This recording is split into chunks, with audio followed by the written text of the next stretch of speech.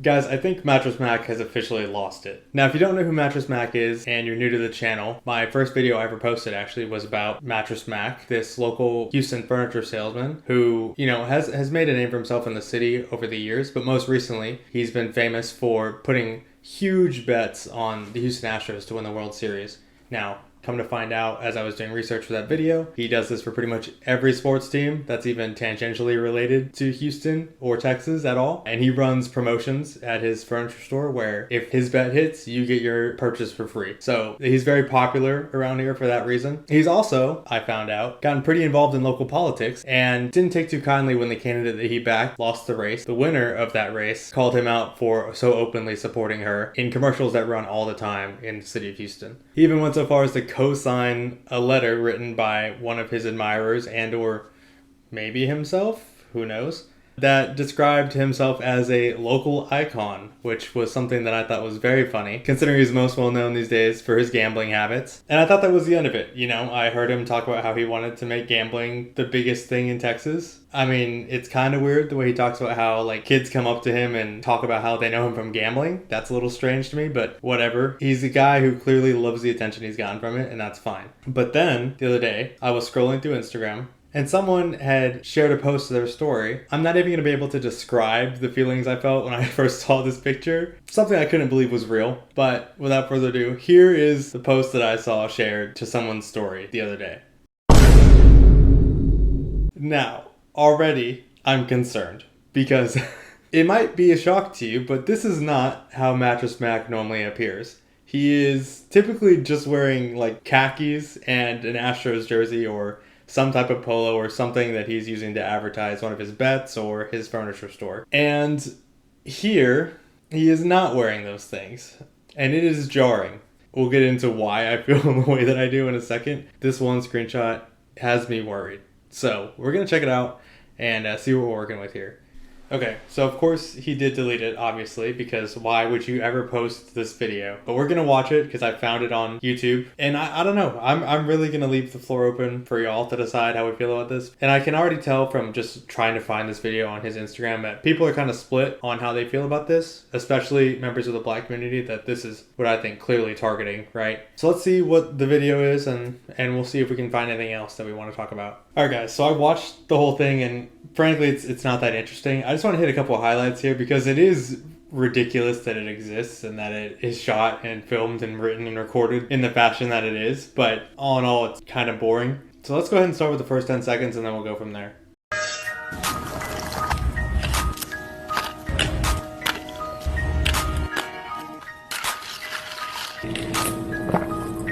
Now that.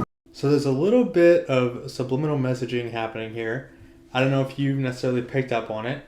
It is very subtle, but if you'll notice, Mattress Mack here is pouring Sprite into 2 styrofoam cups stacked together, and he's mixing in Jolly Ranchers. Now, for those of you who don't live in Houston, you may not be familiar with this type of practice, but when you factor in the purple coat and purple bandana that he has on, one might infer that Mattress Mack here is mixing up a batch of lean, of purple drink, of codeine cough syrup mixed with Sprite. Sometimes Jolly Ranchers, sure, why not? Let's get crazy. That alone is preposterous. Mattress Mack prides himself on being a Houston legend, right? A local icon, one might even say. Mattress Mack might even say. And so he himself would probably know that lean was thought to be invented here in the city of Houston. Now, it's not space flight, okay? It's not necessarily a badge of honor that we parade around, right? Many of the people who pioneered feels weird, but many people who started that trend actually lost their lives because drinking copious amounts of codeine when you're not prescribed that kind of drug is dangerous, obviously, and it causes a lot of heart problems and took a lot of young rappers in the city that were part of the rap scene in Houston very early on in their careers. And it was tragic whenever they died. But of course, it's easy for that context to get lost over the years. So I'm not going to blame him for knowing that right away because I wasn't even super familiar with that when I started doing this video. What is crazy is implied drug use in a local furniture commercial that probably runs between Astros spring training games. That's what I find a little bit strange right off the bat. But also, the outfit is wild. And I don't need to tell you why it's wild. This is not how Mattress Mack dresses. He's typically wearing khakis and a polo or an Astros jersey or some other type of outfit to promote one of his mini bets that he has going. This is not just a casual Friday outfit for him at Gallery Furniture. This is a costume. And the problem with that costume is something we'll touch on in just a second. But remember, this is a character he's playing. And we're going to talk about who that character might be based on as we continue to watch this video. Leave you riding dirty on that hand-me-down sofa. We need you to shine so clean with that new from Gallery Furniture. Text me, Mattress Mack.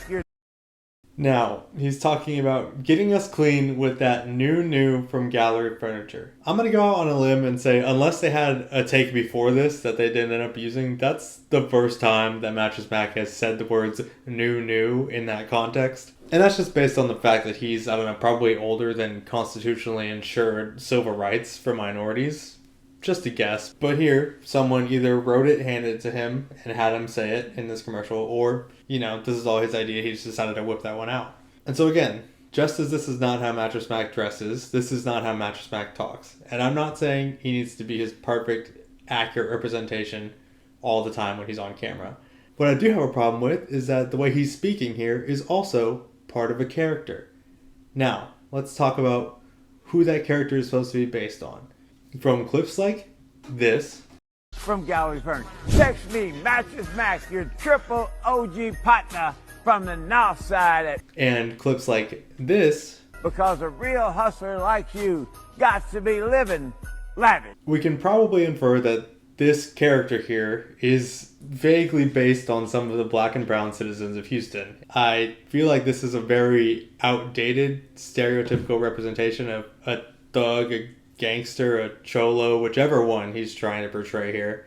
This is not a real person. You know, this is... Obviously, it's not Mattress Mack, and I don't believe this is anybody that's ever existed. Like, I don't know anyone who has, like, a lean drinking outfit, you know? I don't think that anybody says, honey, did you wash my lean puffer? I have to drink some lean with the boys later today. Like, that person doesn't exist. Even still, even hearing that this is like a lazy stereotype based on black and brown people in the Houston area specifically, you might think, who cares? It doesn't matter. It's funny. It's funny because, again, like I talked about in my last video, it's funny because old man does crazy, outrageous thing, and we don't really have to think about it that hard because he's a crazy old man, and it's funny that he does crazy stuff. I don't know. That kind of thinking is supposed to appeal to the younger audience, right? It's absurd that he would do this, and that just means that, oh, he's so cool.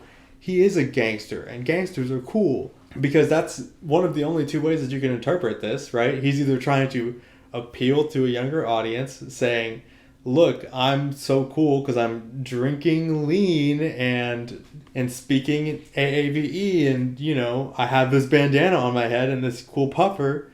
You should come buy furniture from me. The other option is that he genuinely thinks this is how black and brown people in Houston talk, and they're going to say, oh, Mattress Mack, I didn't know you drank lean just like I do every morning for breakfast. I will come into your store and buy furniture from you because now that I know that you are a fellow lean aficionado, I will be patronizing your store in the future. Thank you so much for letting me know that we have, hey, I got the same puffer, so we have two things in common there. And both of those reasons I think are out of touch and weird to take that angle for a commercial you're broadcasting across the city. He also makes a lot of references to rappers who got their start here in Houston in the rap scene during the entire commercial, which, again, would be a good idea for an ad if he weren't sipping lean and partaking in the very activity that took some of Houston's greatest rappers from us. Obviously, I don't think Mattress Mack is back behind the studio, like, writing these commercials out. But who are you hiring to write your ads? And are you just going to sit down and see this outfit in your dressing room and say, okay, yeah, I'm good with this. Sounds good. Absolutely not. That's insane. So we don't even have to speculate on why he thought this was a good idea. He actually sat down and did an interview with Fox 26, the local station here in Houston, about this commercial because people were upset about it. Obviously, he took it down from his own Instagram page, but he did have time to answer a couple questions about it. First of all, tell me about the video. What was the thought behind that process? You know, they gave me the script and they said, here's Sprite and ice and Jolly Ranchers. Put the Jolly Ranchers in the ice and pour the Sprite ice. Okay, so I did that. He says he didn't write it. He said somebody else wrote it, just sat it down in front of him. Okay, fine. Who are you hiring to write for you? That is a crazy person.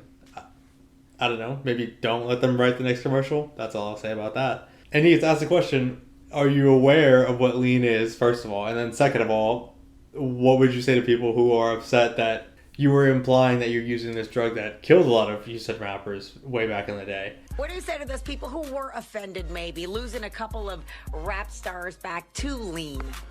You know, I'm terribly sorry that happened. We have lots of drug problems in this country. If I offended anybody, I apologize. We're trying to have fun and sell a little furniture. He just says, yeah, you know, my bad. I know drugs are crazy in this country right now, and it's like ruining lives, but I just thought it'd be funny and just wanted to sell a little bit of furniture. Which, by the way, he says after like every answer in this interview. I just like to make videos to have a little fun and hopefully sell a little furniture. The whole thing was to make an absurd video that just is fun and entertaining for customers, hopefully sells a little furniture. If I offended anybody, I apologize. We're trying to have fun and sell a little furniture. The whole idea of internet is something that's theater of the absurd, and if it's fun, people will watch it, and hopefully we'll sell some furniture. Which just feels like his whole MO, right? Just do whatever you can to sell some furniture.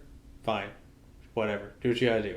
You can do that, or you can be a good person. Can't be both. So let's continue on. So you did it all, not even knowing what maybe the history in Houston. No, I didn't know the history. I wanted to talk about the rap stars and the rap culture, and you know, it's been a big. I've been out here for 42 years. You know, on the ground with people. A lot of them bought furniture out here, and it's a big fun part of Houston. But as far as promoting something like that, I would never do that. So you sat down, you read the script, you got your takes, you recorded the whole ad, you watched it get edited, saw the final cut, you sent it off to the stations. And you didn't know a single thing about lean and its association with the rap scene in Houston, even though that's clearly the central tenet of this whole commercial.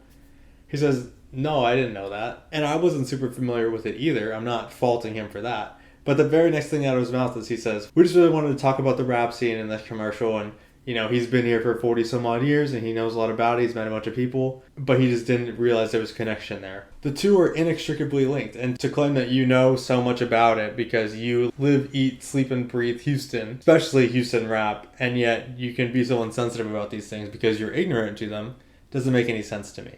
But the most important question in this interview is the one that she asked right after this, where she asks him what we all want to know.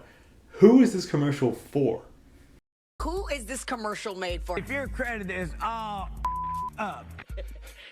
If you got effed up credit, it's made for people who need credit. He talks again about people with bad credit scores, because of course it's hilarious whenever old people cuss. Easy win for him.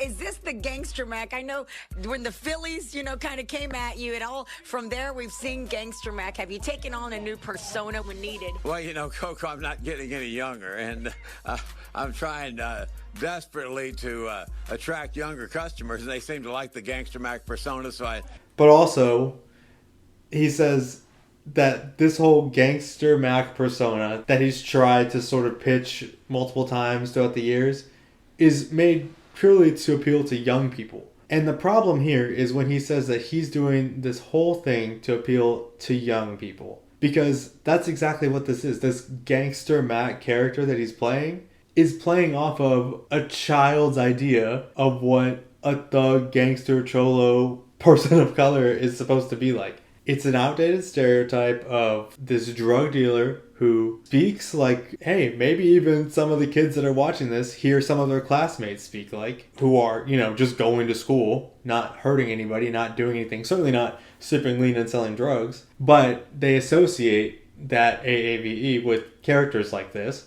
Because, yeah, it's funny that he's making lean, I guess, if you don't think about it for too long.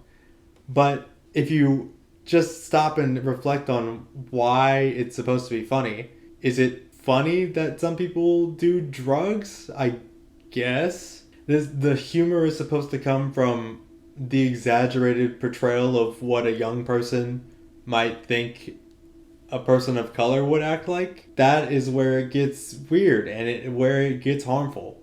What's funny about playing a character of what you have to imagine is a different race, right? This is not just him acting goofy. This is him playing a character and then pulling humor from exaggerating how you think someone from that community might act. That's how we perpetuate harmful stereotypes like this one, whenever these are specifically targeted at young kids to say, oh, Mattress Mack is a gangster, that's so crazy, I'm going to talk like a gangster. And you're binding those ideas of speaking like this, which again, people do all the time around Houston, perfectly innocently, and associating that type of language with gangster behavior, sipping lean, vilifying that behavior without even thinking about it. And that's why so many people have a problem with the way that black people speak sometimes, is because characters like this are shown to young kids, and to possess any of the traits of this character is to be ridiculous and unprofessional and criminal, and the list goes on and on. So I don't think that this is helpful, and I don't think that this is funny, and I don't think that it's worth it to have a bunch of white teenagers